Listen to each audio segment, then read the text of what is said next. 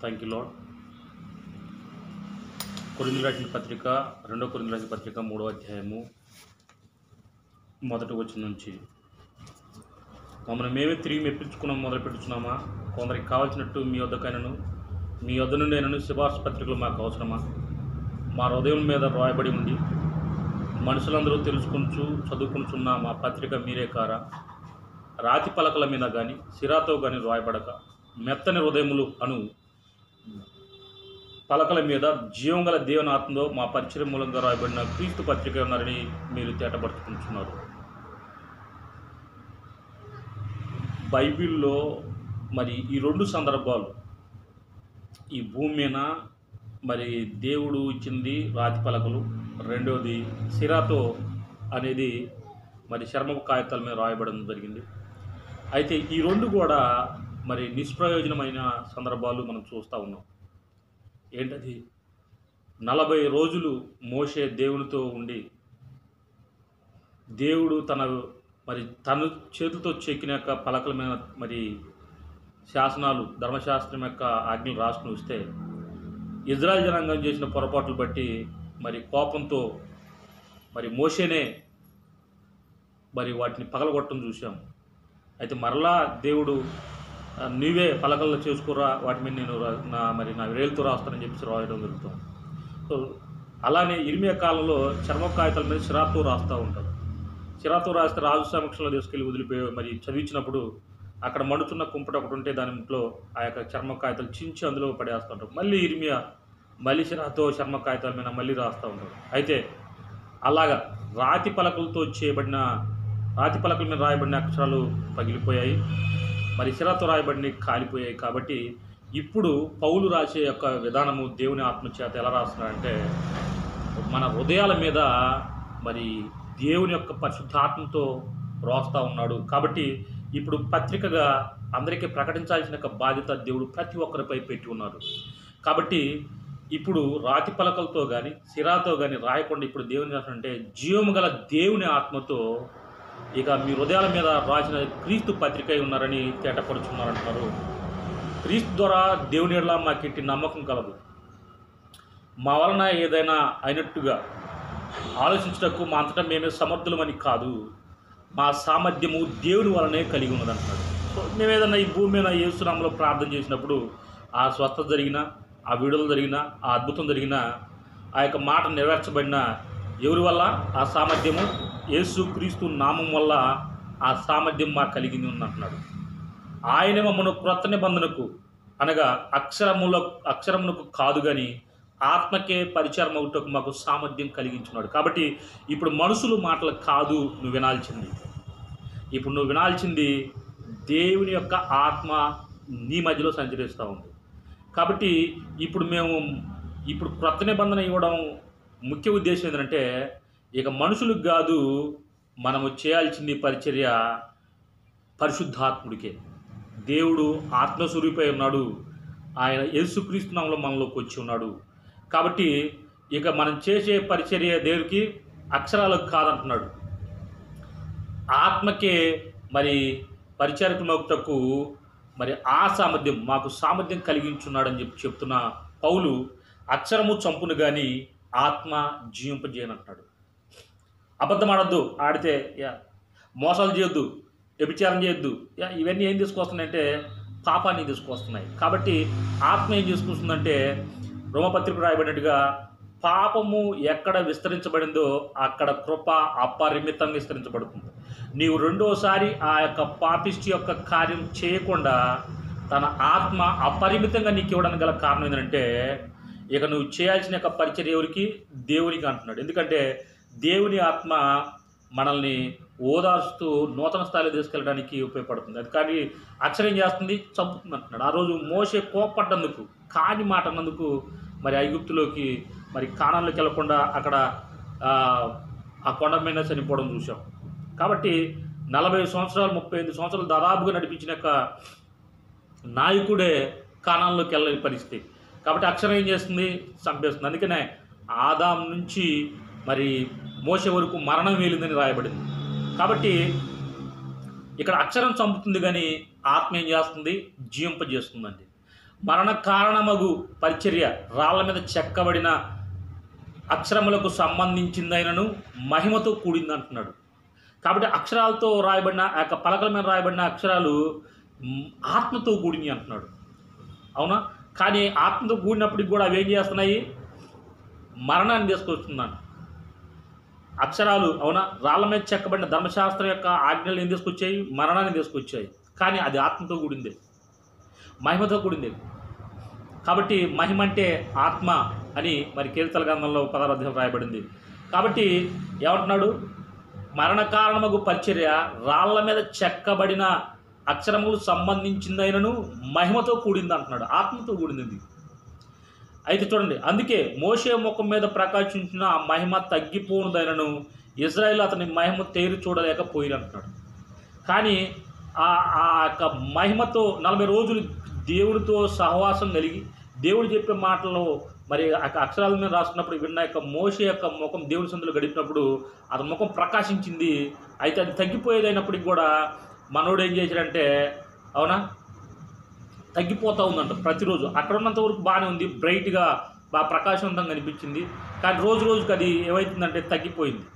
Israel అతని ముఖం చూడలేకపోయి ఇట్లుండగంటున్నాడు. అంటే అలాంటి తగ్గిపోయేదే ఆ యొక్క మహిమ చూడలేకపోయారు ఇజ్రాయేల్ జనులు. అయితే ఇప్పుడు ఏమంటున్నాడంటే, ఇట్లుండగా ఆత్మ సంబంధమైన పరిచర్య ఎంత మహిమ గలదై ఉంటున్నాడు. ఆ రోజు ధర్మశాస్త్రం యొక్క ఆజ్ఞలు తీసుకొచ్చిన వాడికే మరి ప్రకాశం ఉండటం వల్ల ఇజ్రాయేల్ చూడలేకపోయారు. కానీ అది తగ్గిపోయేదే. కానీ ఇట్లుంటే మరి ఇప్పుడు ఏంటంటే, ఇప్పుడు వచ్చిన యొక్క పరిచర్య ఎలాంటిదంటే ఆత్మూలంగా వచ్చిన పరిచర్య అంట, ఆత్మ సంబంధంగా ఈ పరిచర్య వచ్చింది అంటున్నాడు. కాబట్టి ఈ ఎంత మహిమ గలదే ఉన్నట్టు నువ్వే అసలు ఎస్టిమేషన్ వేసుకోవాలంటున్నాడు. ఎంత గొప్పదైతే మరి నీకు ఇవ్వబడుతుంది ఈ మహిమ, ఎంత గొప్పది, ఆత్మ సంబంధంగా ఇవ్వబడిన మహిమ ఎంత గొప్పదైతే నీకు ఇస్తున్నాడు అని చెప్పి అంటున్నాడు. శిక్షా విధికి కారణమైన పరిచర్య మహిమ గలదైతే నీతికి కారణమైన పరిచర్య ఎంతో అధికమైన మహిమ గలదగును అంటున్నాడు. మోషే ద్వారా ఇవ్వబడిన ఆజ్ఞ గల ధర్మశాస్త్రము మనకి శిక్షలను తీసుకొచ్చింది. చేసిన ప్రతి ఒక్క పొరపాటుకి, విచారం చేసినా, దొంగతనం చేసినా, అబద్ధం చేసినా, అవునా, నరహత్య చేసినా, తల్లిదండ్రులు సరిగ్గా చూసుకోకపోయినా, అలాగనే ఇప్పుడు చూసుకోవద్దనే అట్లనే కాదు, పూర్తిగా ధర్మశాస్త్రం యొక్క ఆజ్ఞలు పాటించడం అనేది ఈ భూమిని ఎవ్వడం వల్ల కాదు, ఒక యేసుక్రీస్తు వారికి మాత్రమే అది సాధ్యమైంది. కుమారుడు అంటే యేసుక్రీస్తు వారు మాత్రమే ధర్మశాస్త్రంలో ఉన్న ప్రతి ఆజ్ఞ నెరవేర్చి కొట్టివేయడం జరిగింది మరి కల్వరి శిలువలో. కాబట్టి అలాగనేసి ఇప్పుడు నువ్వు పాటించుకుని ఉండాలంటే ఇప్పుడు పరిశుద్ధాత్మ వచ్చి నువ్వు ఒకవేళ 9 పాటిస్తాయేమో ధర్మశాస్త్రం ఆజ్ఞలు, 10 పాటించకపోవడం వల్ల మిగతా 9 కూడా నిరర్ధకం అవుతాయి. కాబట్టి మరి పరిశుద్ధాత్ముడే వచ్చి కృప ద్వారా నీకేం చేస్తానంటే మిగతా 1 కూడా అంటే ఏంటి 9 1 10 కూడా సంపూర్ణంగా నెరవేర్చడానికి పరిశుద్ధాత్మ నీలో ఉండి యేసుక్రీస్తు వారిని ఎలాగైతే నడిపించాడో అలాగా నిన్ను కూడా నడిపించడానికి ఇప్పుడు ఆత్మ సంబంధమైన యొక్క పరిచర్య ఎంతో అధికమైన మహిమ గలదగా నీకు ఇవ్వబడుతుంది అంటున్నాడు. చూడండి 10వ వచనం, అత్యధికమైన మహిమ దీనికి ఉండటం వలన ఇంతకు మునుపు మహిమ గలదగా చేయబడింది ఈ విషయంలో మహిమ లేనిదైంది. మోషేకి ఎందుకు తగ్గిపోవాల్సి వచ్చిందంటే నీకు ఇవ్వాలి, అత్యధికమైన మహిమ నీకు ఇవ్వాలని, కొలత లేని ఆత్మ నీకు ఇవ్వాలని, అత్యధికమైన కృపా మహదేశ్వరం నీ ద్వారా చూపించాలని, ఆ యొక్క దేవుడు చేయాల్సిన సత్క్రియలు నీ ద్వారా జరిగించాలని. కాబట్టి అత్యధికమైన మహిమ దీనికి ఉండటం వల్ల, అవునా, దేనికి ఇప్పుడు మనకి ఇచ్చే యొక్క ఆత్మీయ జీవానికి ఉండటం వల్ల అప్పుడు ఉన్నదాన్ని తగ్గించడం జరిగింది. అందుకని రాయబడింది, తగ్గిపోవడదే మహిమ గలదై ఉండినడలా నిలుచున్నది మరి ఎక్కువ మహిమ గలదై ఉంటున్నాడు. మహిమ, అధికమైన మహిమ, ఎంతో అధికమైన మహిమ, అత్యధికమైన మహిమ, మరి ఎక్కువ మహిమ అనేది దేవుడు నీకు నాకు మనందరికీ ఇవ్వాలని కోరుకుంటున్నాడు. కాబట్టి ఏదో మహిమ మాత్రమే పొందుకుంటే అది పరిశుద్ధాత్మతో నింపడినంత మాత్రాన అందరూ కూడా పరలోక రాజ్యానికి వెళ్తారు. కానీ నువ్వు అత్యధికమైన మహిమలోకి వెళ్ళాలి, అవునా, మరి ఎక్కువైన మహిమలోకి వెళ్ళాలి. అయితే తద్వారా నీ ద్వారా ఆ యొక్క మహిమ సామ్రాజ్యం ఎలా స్థాపించాలో దేవుడు నీ యొక్క హృదయం మీద తన ఆత్మతో రాస్తున్నాడు తన యొక్క పత్రికని వాక్యాలని. అందుకే తగ్గిపోతున్న మహిమ యొక్క అంతమును ఇశ్రాయేలు చూడకున్నట్లు మోషే తన ముఖం మీద ముసుగు వేసుకున్నాడు. నిజమే, ఒక రోజుకు రోజు తగ్గిపోతుంది మోసే ముఖం మీద ఆ యొక్క మహిమ. అయితే దాన్ని చూపించకుండా మోసే ఏం చేశాడంటే దాచిపెట్టాడు అంటున్నాడు. కాబట్టి మేము అట్లు చేయకంటున్నాం. మోసలాగా మేము దాచిపెట్టాల్సి లేదు. యేసునామములో స్వస్థత నిశ్చయం, యేసునామములో విడుదల నిశ్చయం. ఎవరైనా ఈ భూమి మీద నమ్మకం యేసుక్రీస్తు నామాన్ని విని నమ్ముతున్నారా, అయితే నీ నమ్మకం క్రియారూపంలో ఉంటుంది. అందుకే యాకోబు అంటున్నాడు, విశ్వాసం క్రియలు లేనిదైతే అది మృతమై ఒంటిగా ఉందంటున్నాడు. ఒంటిగా ఉండి మృతమవుతుంది అంటున్నాడు.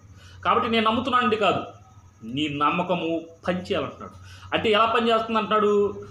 తగ్గిపోతున్న మహిమ యొక్క అంతం ఇశ్రాయేలు చూడకుండా దాచిపెట్టడం కోసం కాదు, నువ్వు అనేక మంది బయలుపరచడం కోసం. అనుమానంతో ఇక్కడికి వస్తే ఏది జరగదు. డౌట్ ఏం చేస్తాడు? ఈ సేవకుడు ప్రార్థన చేసి నిజం జరుగుతుందంటే ఇక్కడికి వస్తే ఏం చేస్తాడు? కాదు, తన నామాన్ని మహిమ కొరకు ఆయన చేస్తాడు. కాబట్టి పౌలు అంటున్నాడు, మేమట్లు చేయట్లేదు అంటున్నాడు. మోసలాగా మేము దాచిపెట్టలేదు.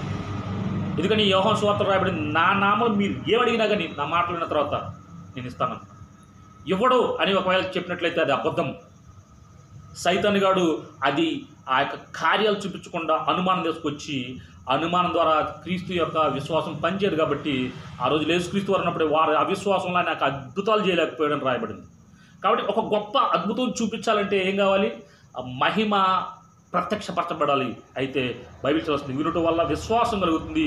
అది క్రీస్తు యొక్క మాట వినడం ద్వారా.